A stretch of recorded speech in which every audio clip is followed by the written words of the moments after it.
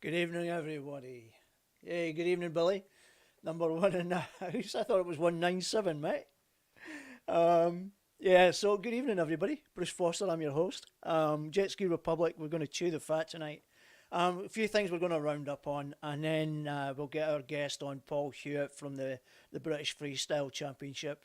And he can explain what the virtual freestyle event's all about. Where's my number two? Billy, I've no idea where number two is. Uh, he's probably missing it. He'll be missing an action somewhere. I'm assuming you're referring to Jeff.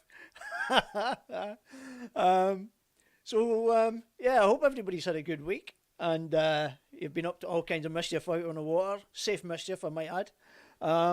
But 2 seconds, let me get some stuff off and get things away. There we go. That's it. All right, sorry. Yeah, so I hope everybody's had a great week. So we'll move on before I get our guest on. We'll get Paul on, probably Paul Hewitt, in the next 15 minutes or so. Once we get things round up, I'm going to go through straight to the roundup stuff. First of all, before I bring the screen up, just a quick mention for Bailey Cunningham. He didn't have the best P1 Aqua X at the weekend in Daytona. 3 rounds. Unfortunately, he tried to race in one of them. Moto 1 and 3. He couldn't race at all. He just had some issues with the ski. He tried to race in the second one, and unfortunately, still had some issues. I believe he managed to get up to 9th place. I think it was in the second race, but then the problems arose and he just wasn't able to complete the race. So, yeah, so not the best weekend for him, but he's now having a well-earned break. We've got 1 and 2 in the house, Jeff and Billy, or I might add, I'll put it in chronological order, so we've got Billy and Jeff. Okay, so good evening, gentlemen. So yeah, he's not the best weekend for Billy, but hopefully he's having a 2 week break with his father, and I believe Ash Kendall's over there as well. So they're all having a bit of a leisure time around the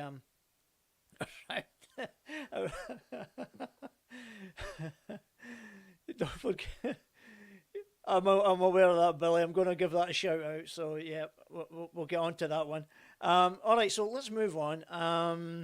We're gonna head over to our good people over in New Zealand, Jetski Race, New Zealand, and we've got Dave Venel, who they've got the Arua Beach competition this weekend, the 4th of September, sorry. Early bird entries for it. So it's the 4th of September weekend. It's about 40 minutes north of Auckland. If anybody's thinking about going over from Australia. When I had Dave on a couple of weeks ago, he did indicate that if someone was wanting to go over, hit him up and he would see if he can arrange a ski for you to use. So it's the second round of the Winter Enduro Series. Details are there. Go to the Jetski Racing New Zealand Inc. Facebook page. You'll find this link on that page, and it'll take you through there and let you know what all the details are. Now, just bear in mind, obviously, the dollar signs are in New Zealand dollars, so early bird entries, otherwise you're paying an extra $30. But if you have any questions and you're thinking about it, then look up Dave Venel, or message him through the Jetski Racing page. So yeah, we'll go on to Victoria. They've got the Glen Maggie race weekend coming up. That's on the 17th of September, so things are starting to heat up a little bit as far as certain competitions are concerned. Should be a great weekend. First time there for the Victorian Jet Ski Association. Alex Ewan, who's been organising this one, asked me to give the Glen Maggie District Race Club a shout out for hosting them and inviting them up. It's the first time there for them. It's the first time they've had that event up there, so it's usually powerboating and water skiing. It's up there, so this is a first for them, and that's the layout behind me. As you can see, it's all pretty self-contained. Got a club room and everything. That's open, so you can even spectators can have a beer or whatever as well. So, and racers within reason. But yeah, it's all pretty self-contained. So if you're interested in going down to the Victorian race, great opportunity down there. Now, if I remember correctly, that one's about 3 hours east of Melbourne. But if you're flying into Melbourne, I'm pretty sure there'll be some people going over from Melbourne, and they'll be able to, or even a long drive, admittedly. But if you're keen to go, then definitely give it a go. Go to the VJSBA page, and all the details are on there. Again, any questions, just drop them a message. It'll most likely be Alec Ewan that responds to it. Jeff, I saw your post for the Brazilian jet raid is on in September. Unless Billy's planning on flying to that one, I'm not sure if anybody else will be. Unless you're planning on going over, Jeff, to photograph. Alex, best man for it. Get Jeff on the job. He'll take all the pictures you need. One of the best ones, are you? For sure. You're a good one anyway. Okay. What else I missed? Oh, Billy reminded me as well that the New South Wales PWC have got their test and practice day this coming weekend. Chipping Norton. Billy, am I correct? I don't have it on the screen, but am I correct in saying... Actually, hang on, I'll look it up. Look it up quickly. Let's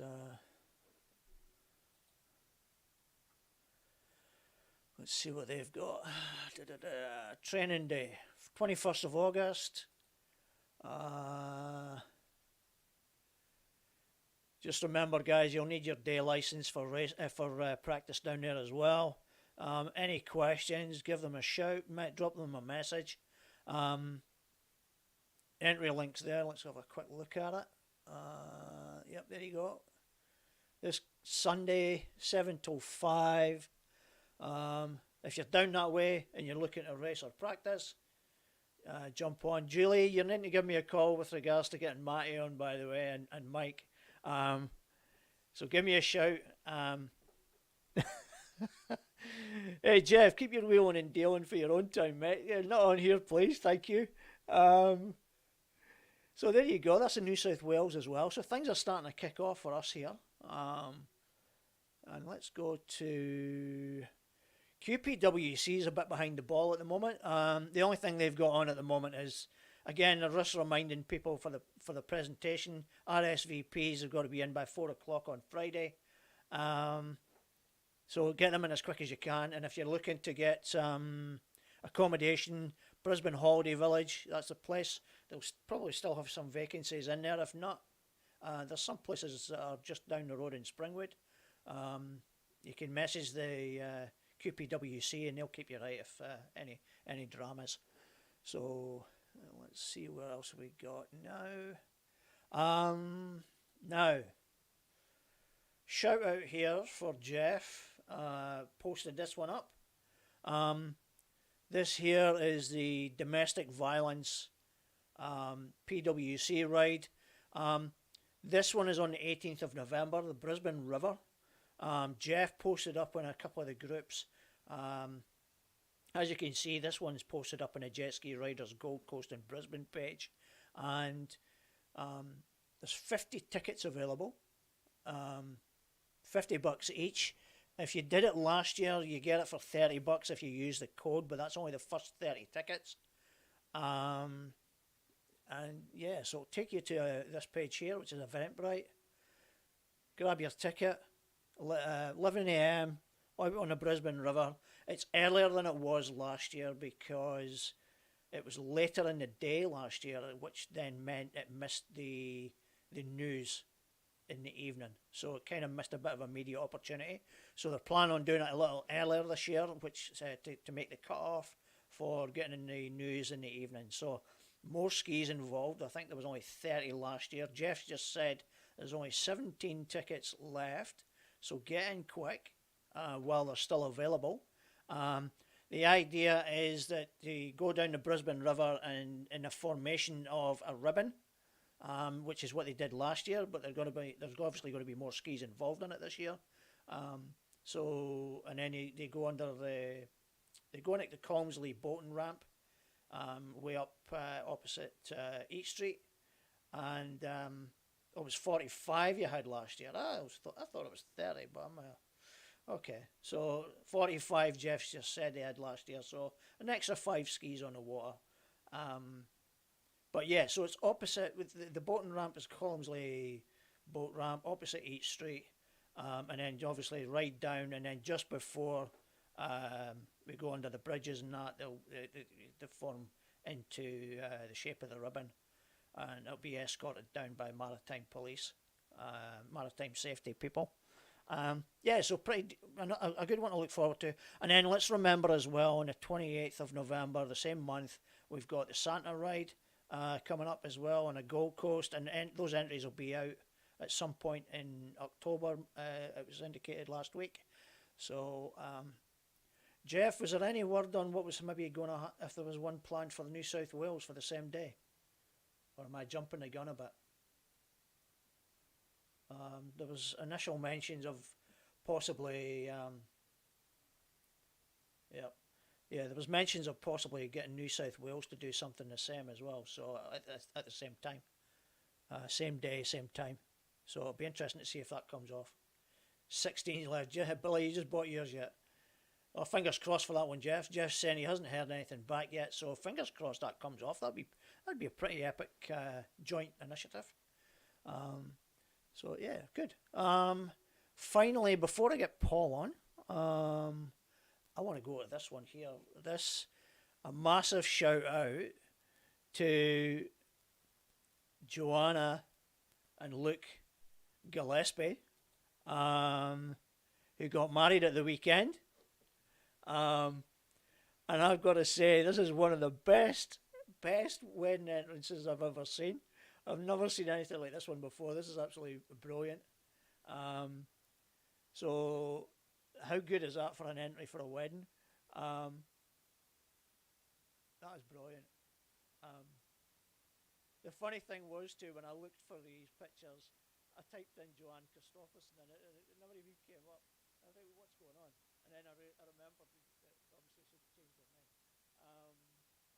So yeah, so fantastic. Skip through that one. There's a cake. How is that for on top of the cake? Absolutely stunning. That's brilliant. And I've got to show this one as well. Now, someone might be able to correct. Jeff, you were at this wedding.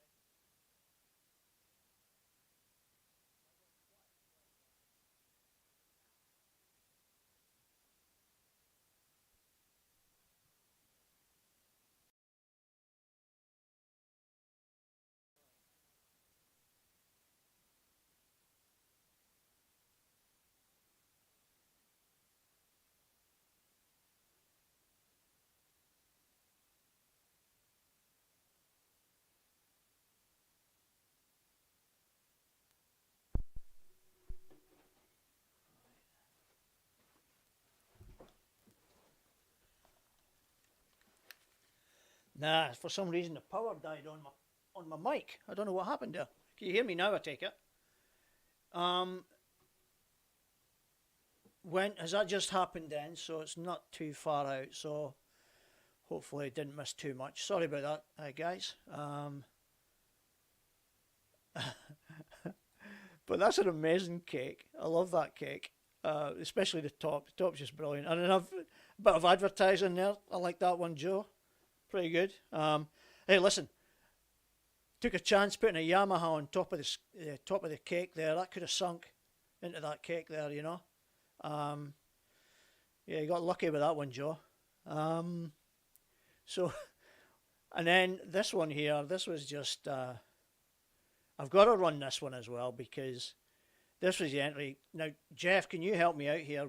Was there something in the bag? Would that be the rings that were in the bags on this flying in there? That's just stunning thing to do. I'm assuming that's the wedding bands. Talk about an entrance. That's better than the Jetski entrance, I have to say. But yeah, pretty cool, eh? So, Joe, Luke, massive shout out to you. Congratulations to the happy couple. Wishing you both nothing but the best, as everybody will be in the community that knows you. So, yeah, congratulations. And I hope everybody had a great day. Jeff, you probably had a good day. Mate, I was looking forward to the mad invite. All right. Okay, so all good. I think that's us. Let me just quickly scour through it. Yep. All good. All right, so we're done now. All right, let's go. Let's move on. Right, so I'm going to get Paul on. So let me just get this hooked up. And we'll go and get him dialed in. Hopefully he's available. He should be.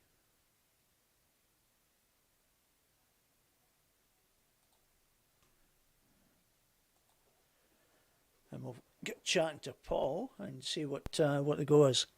Paul, please be available. He maybe doesn't want to call. He maybe doesn't want to respond. Bet he's forgotten. Oh, there we go.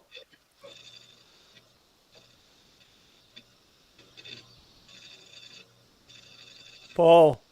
Hey Bruce, how are you? I'm good. Yourself, mate? I'm good, thank you. Thanks for joining me.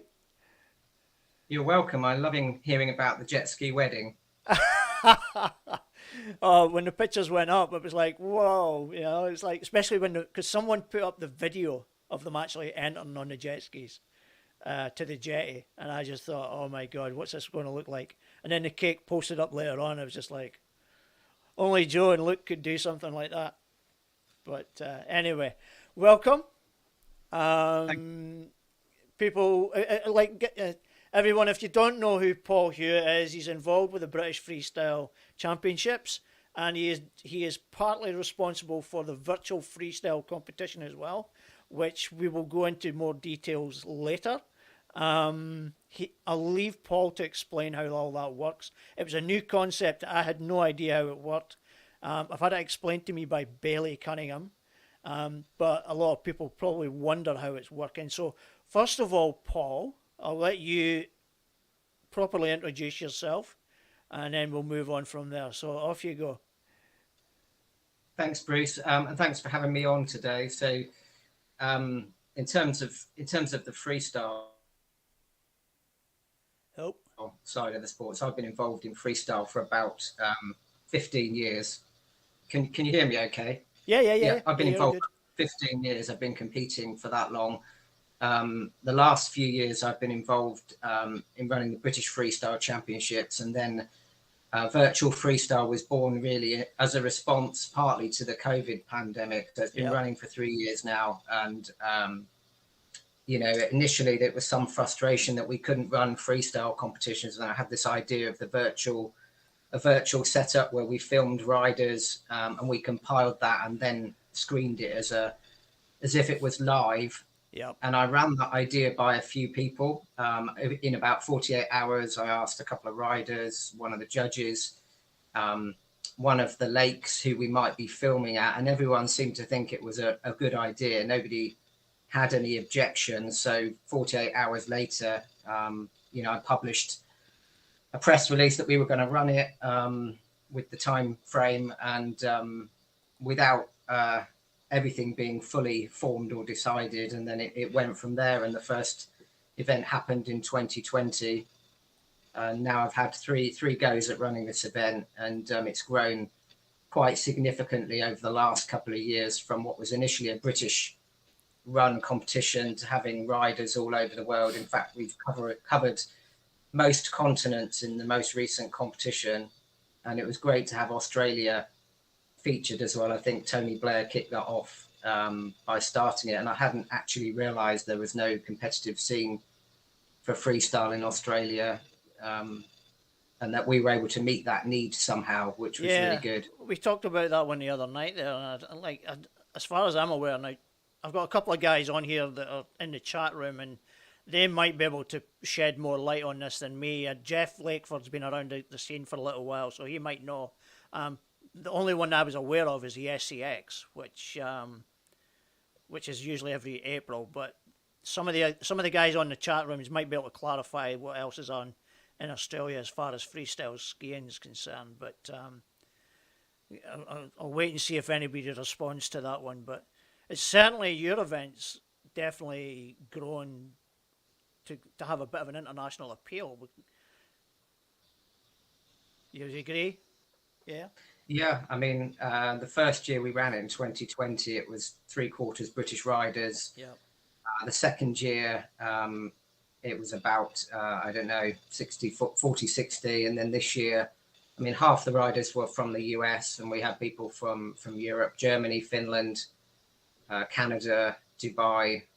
So, and, you know, it's interesting the comments people make, you know, to hear the feedback on the event and what it actually does. And I just really started to appreciate this year what it's doing in terms of bringing the freestyle community together. So for me, as the producer, one of the most interesting, exciting parts is seeing all the footage come in, you know, the different lakes, the different gear that people ride in, the different temperatures, the different personalities. I mean, every freestyle has their own unique personality, and bringing it all together is a really good showcase for freestyle. So I've got a couple of comments in regards to the competitions in Australia. Julie Williams, who's actually helps her husband Matt down in New South Wales with the association there. They used to have it down in Cronulla, but obviously they don't have that now. And Craig Millen, who's actually a photographer, but he's been around the scene a little bit as well, he said that there's currently no flat water competitions at all. So it's all, like I said, the only one I'm aware of is the SCX, which is up in Alex Head. So there you go. So you've certainly helped Aussie riders to get themselves out there a little bit and do something, even if it's just a one-off event, you know. Yeah, it also helps with their profile and with their sponsors being seen. And the more freestylers, as with any sport, the more we're seen, the more people get interested in it, and the more chance we've got of becoming more mainstream. Yeah. You know, as a sport. Yeah. Yeah, it certainly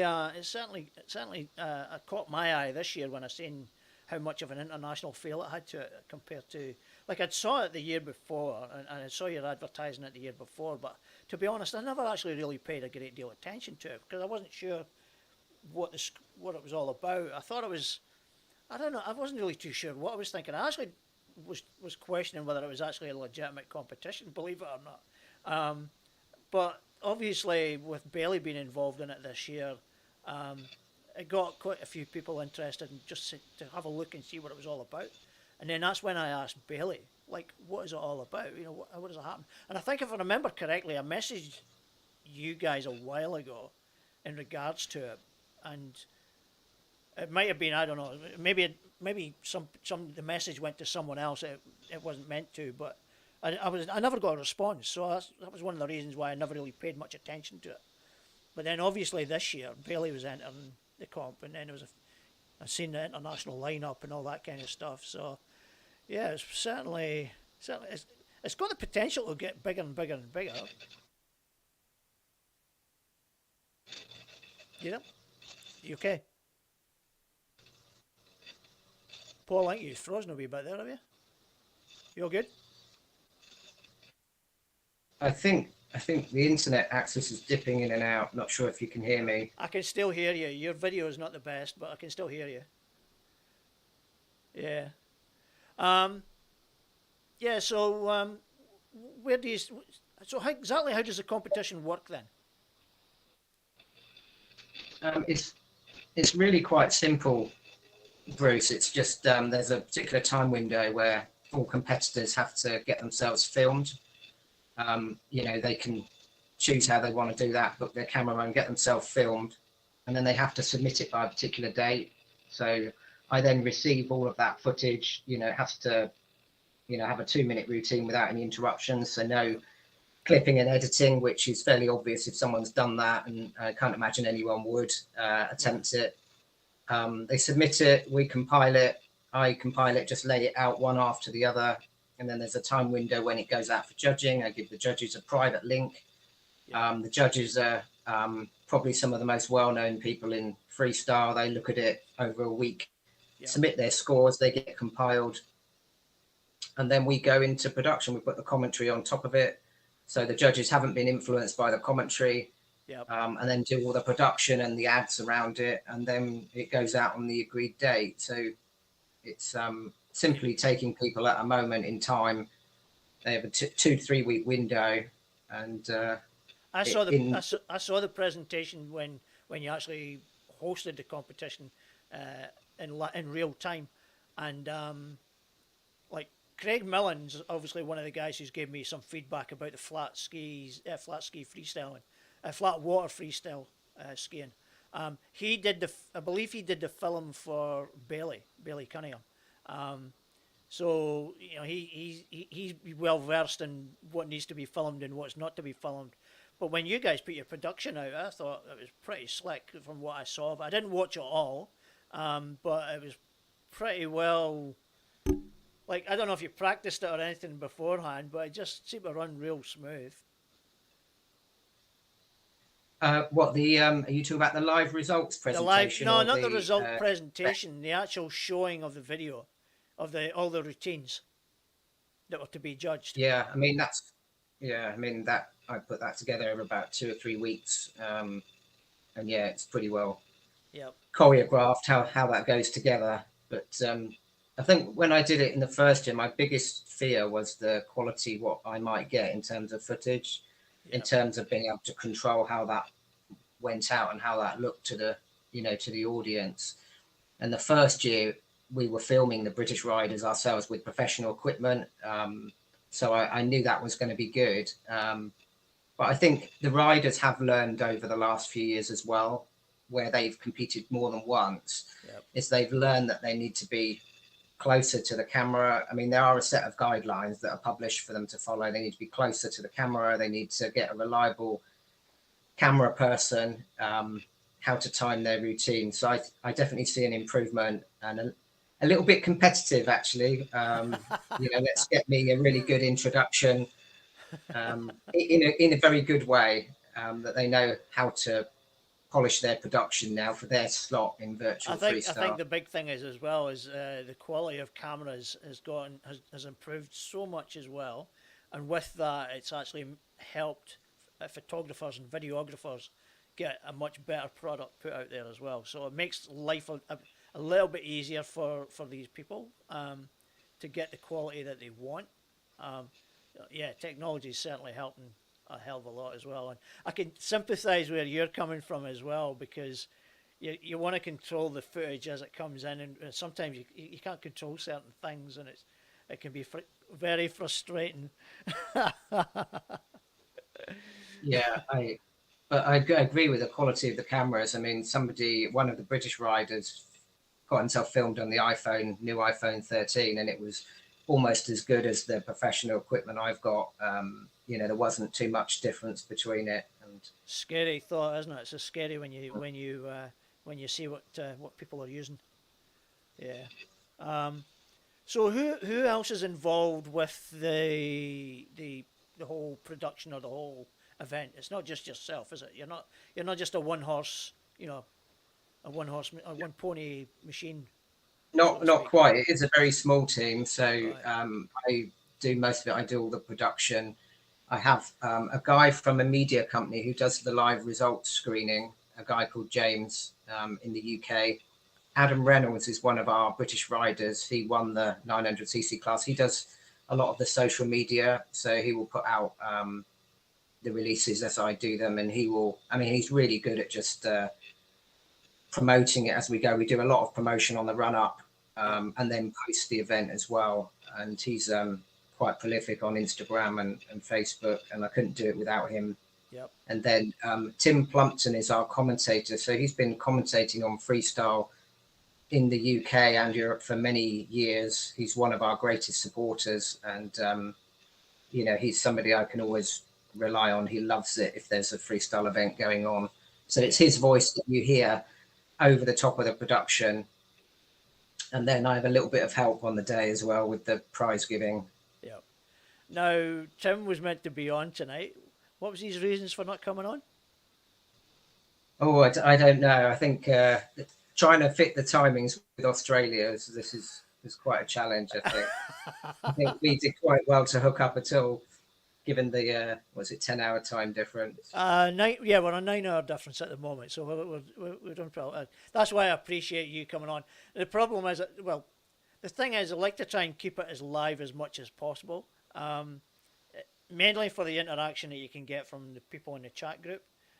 Plus, it's a bit more authentic as well. Like, I can still ask all the same kind of questions and stuff, and I've pre-recorded before, but it's not quite the same.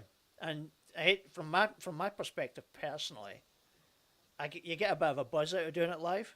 It kind of keeps you on your toes and keeps you accountable. Whereas when you're just recording it, you kind of just sit back and you just kind of mosey on through it. You know what I mean? So it does keep you on your toes because you're constantly scanning and making sure no links and that are broken and everything's still working away fine. But like, you run production company yourself, don't you? So you'll be well aware of all, well versed in all that stuff. Yeah, I'm not doing very much live, actually. I started learning about 6 months before Virtual Freestyle, and then I went on a massive accelerated learning curve for the first version, and that continued in year 2 and year 3. Yep. I think I was telling you before, that live results presentation, I normally don't like to be in front of the camera. And that's the point where I normally heave a sigh of relief, and I watched him getting mic'd up, and I say, thank God that's not me having to do that. Listen, I'm surprised I do this, to be honest with you. When I thought this whole concept up, I mentioned it to one of the guys last year, one of Jeff Lakeford last year, about maybe, why don't we do a live stream? And he kind of laughed it off, and I just never really thought anything more about it. So then we got past Christmas and New Year, and I just thought to myself, you know what the heck, why not? If I fail miserably, I'd done a load of research into it, and you could get, there was a load of things to get you started. And I thought, well, let's give it a go and see where we go from there. And listen, it's not a perfect product yet. I'd like to think it's still heading in the right direction, and I'll make little tweaks and improvements to it here and there. And I think I said to you the other day, the best thing I actually bought for this whole show was this green screen behind me. A $25 green screen was just like a godsend. It just made things a hell of a lot different. But yeah, you learn a hell of a lot from it. And even when I've been doing the show, and you would experience a similar issues when you were all starting out, you're always getting a little technical problems and trying to figure out what they are. But the problem was I was trying to figure it out on the fly while I was still doing a live show. So I'm trying not to panic. So it was never easy, but I'm getting there. I'm getting better at it. So it's definitely something you should think about, because it definitely gives you a bit of a buzz when you're doing it, doing a live show. So. Yeah, I have to admit, I did enjoy doing the live results. Well, I enjoyed it when I got to the end of it. But see, you're a convert already. Yeah, I spent all week looking for a professional to do it and couldn't find one. So in the end, I had to step forward. You got the best professional for it, though. You got yourself. Well, when you're running an event, I think you have to be prepared to do every part of it if necessary. Yeah, exactly. So, what's your plans for the future with it? Well, I guess what's really important to me, Bruce, is that it grows every year, that it's not just standing still. And I think every year it's gone on to another level. And I think there's lots of potential with this. It's a lot of work's gone into it. For me personally, I've invested a massive amount of time and effort in this. And, I pushed the snowball up the hill. And I think I'm almost at the top where I can just let go and enjoy the ride down. But I do see, I mean, it relies on riders registering. I think I can see it with a lot more riders covering more continents. So I think we're missing South America at the moment, maybe Alaska. Not sure if there are any freestylers in Alaska. I've Whether got no idea. I've no. All I it's too know is they do that dangerous waters ride up in Alaskan Passage that some of the guys here have done before. But yeah, that would be an interesting one.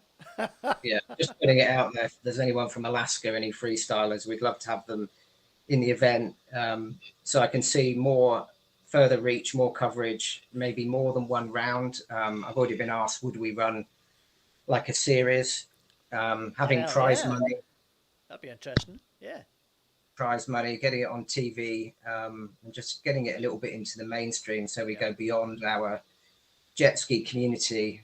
The sort of crowds you get when you go out to some of these big parks, you know, at the physical events, is get some of yeah. these people. Like even like down our way, we got SeaWorld down our way, and they've got the freestyle jet skiers doing the shows, and there's always crowds cheering them on, and they're amazed to see what's happening.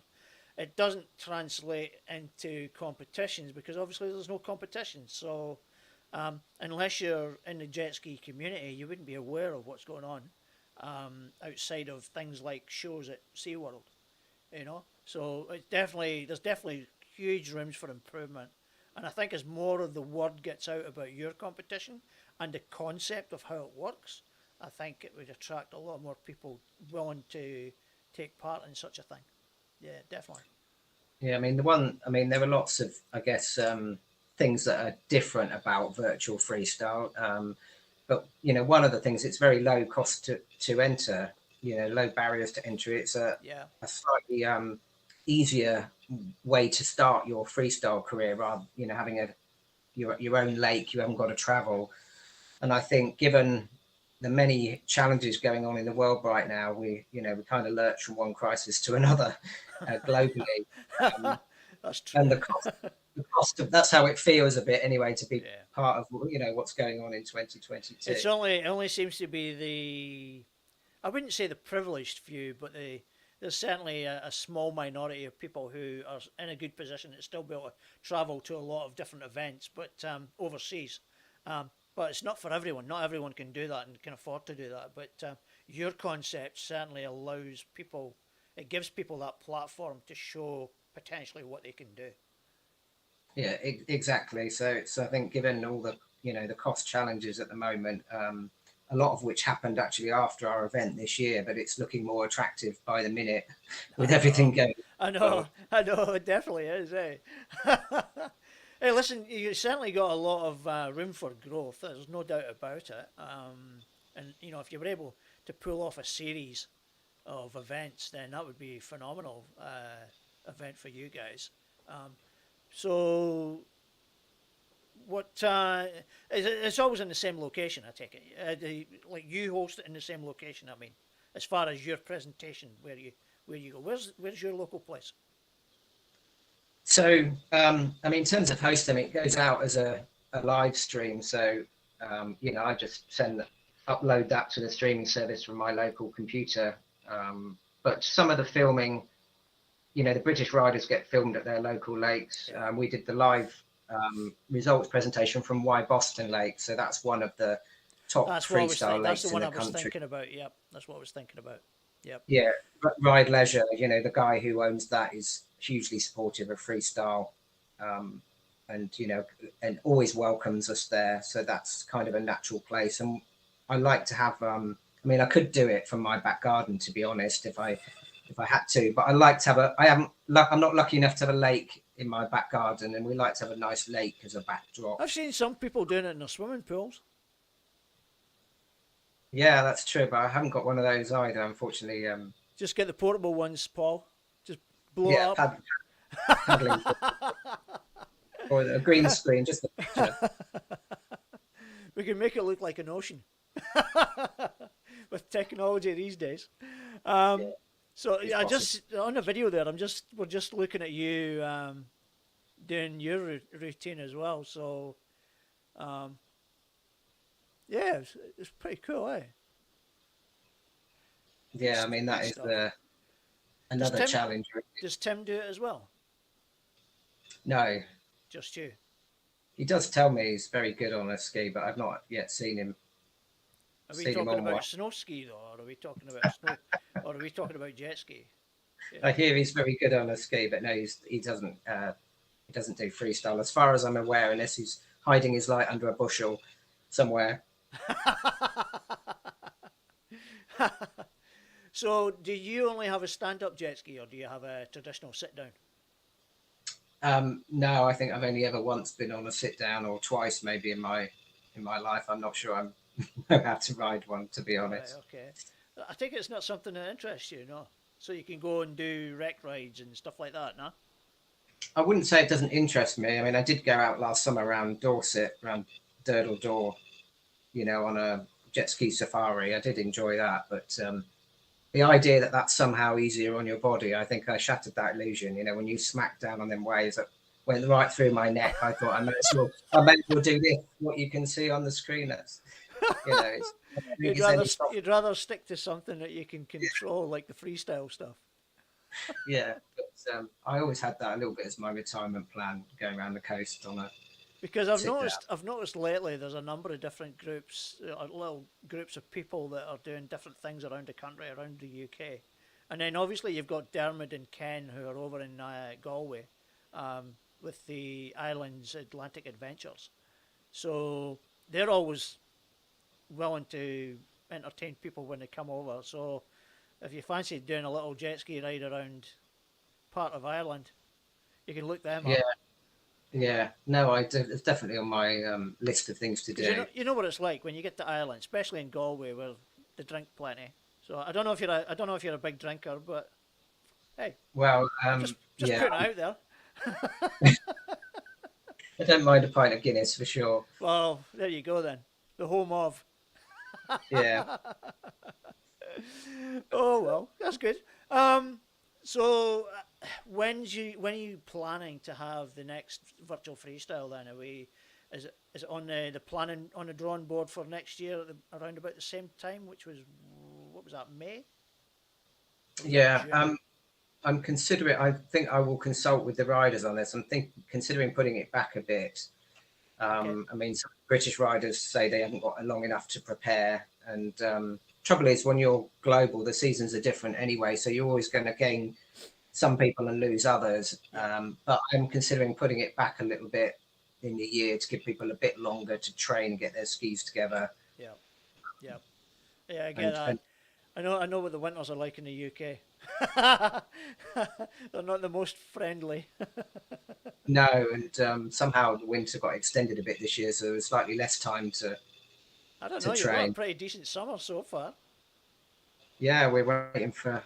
We've had a little bit of rain, but in a drought situation here now.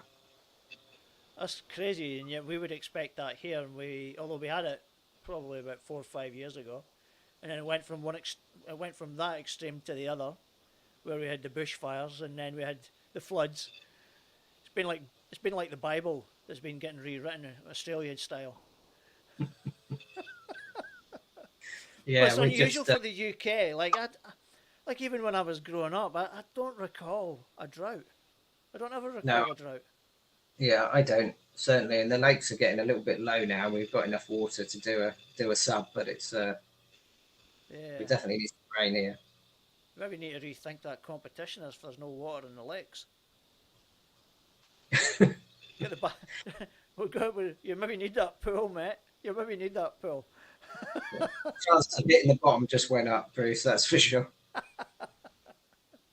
Out of curiosity, just going a little bit off topic. Well, it's still jet ski related. What's the prices of jet skis like in the UK?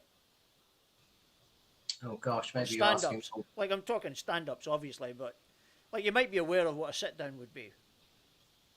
Yeah, to be honest, I've not bought a jet ski for years and years. It's my ski is like Trigger's new broom. I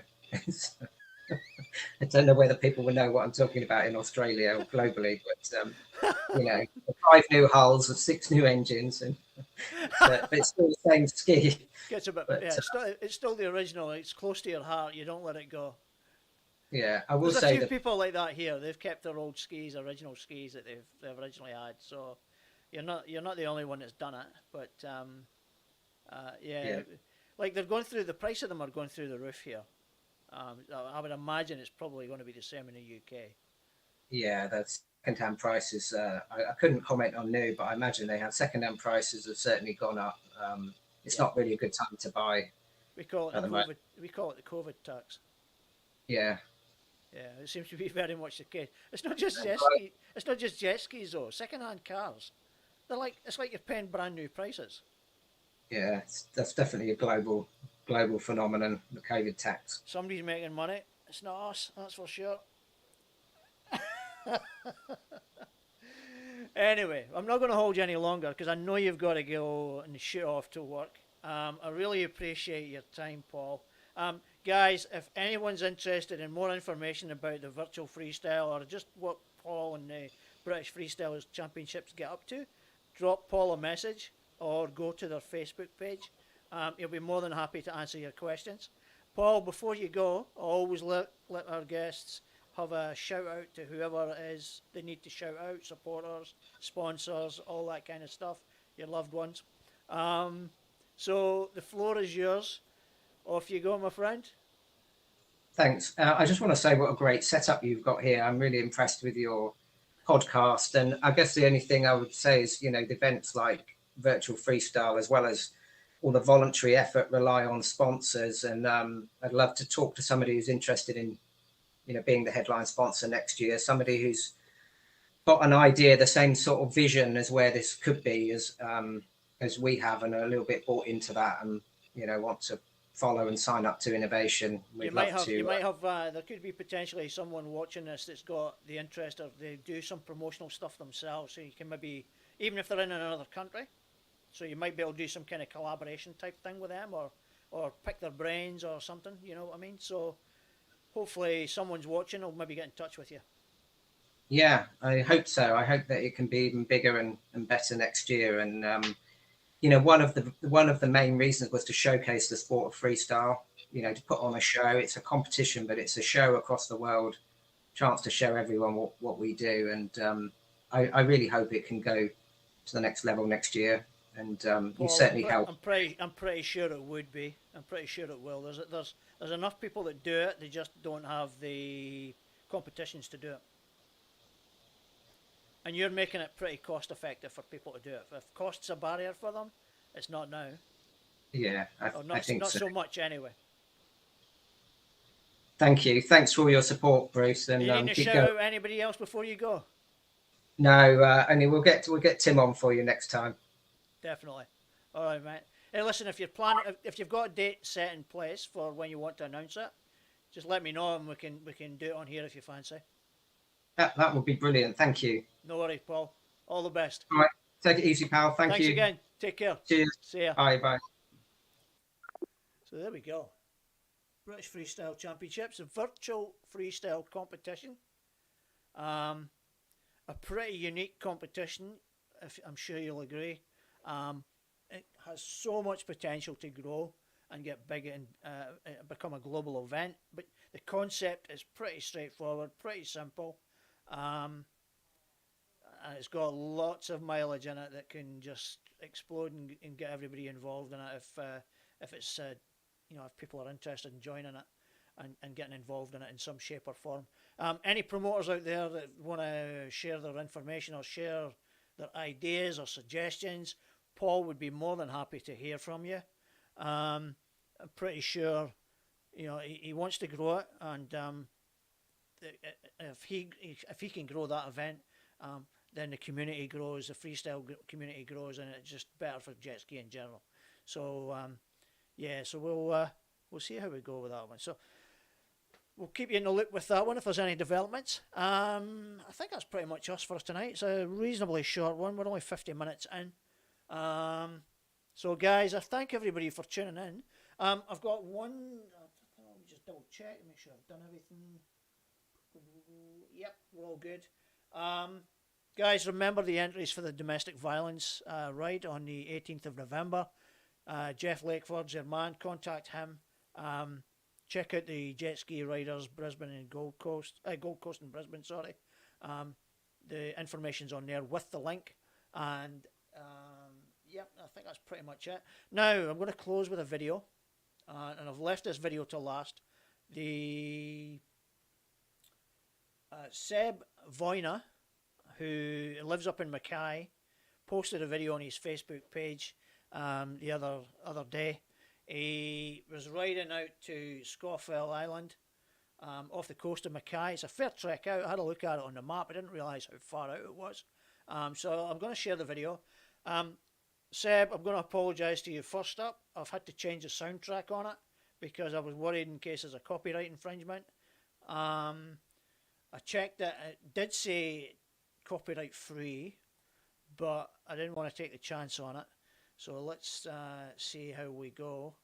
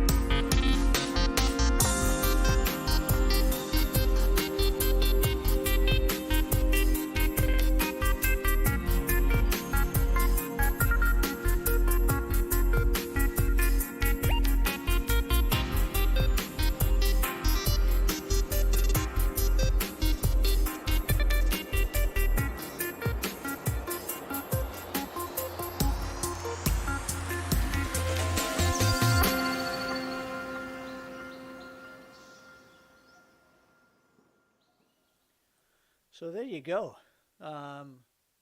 Video from Seb Voyna. I hope I've got your surname right, Seb.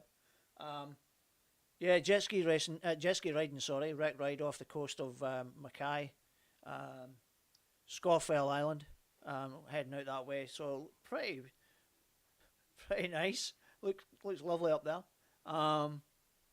So yeah, that's pretty much us for this week. Guys, just a reminder, if we have rec rides or anything out there and people want to share them, please inbox me or email me at jetskirepublic@yahoo.com. Share your link with me and I'll happily look to post it up and share it with you on the podcast. If it's a sizable one, I might share it. There was one that I had my eye on from Morn Durand, but unfortunately it had a Alan Parsons soundtrack on it, and I knew that if like great track to go with it, I would have loved to have played it as it was, but the problem was Facebook would have definitely shut me down for that one, so I couldn't really afford to take the chance on it. But I'll maybe post in the Facebook page to share the link to his YouTube channel, so you can look up some of his stuff as well. Not just this one, but all these other videos that he's got of around the Whit Sundays in Mackay. Some really nice videos on there as well. Same with Rebecca Hills. All right, guys. So that's me for this week. I'll wrap things up, and just a reminder to everyone: no matter where you are, if you're out on the water this weekend, be safe, have a great time, and we'll catch you all next week. Take care.